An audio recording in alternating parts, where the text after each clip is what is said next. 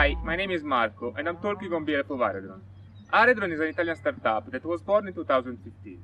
We are less than 10 people and we are mostly involved in environmental related projects. Among our drones, we have your classic EB. EB is used on different projects focused on different issues.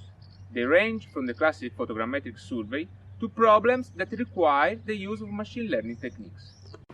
Today, the project I would like to talk about is our asbestos-free project.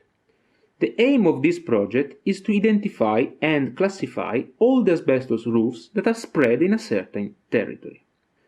Since 2015, we have started collecting data. All of this data have been used to train special algorithms belonging to the machine learning family. We fly at a maximum altitude of 100 meters in order to accomplish a resolution of 3 cm per pixel. The imagery we take are analyzed to generate a response of asbestos presence.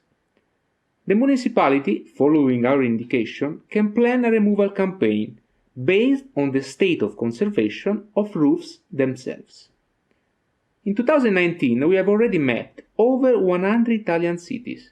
Belonging to this group, I can mention Pisa and Bergamo, and right now we are starting a challenging project for the autonomous region of Friuli Venezia Giulia, where we are going to map 22 municipalities.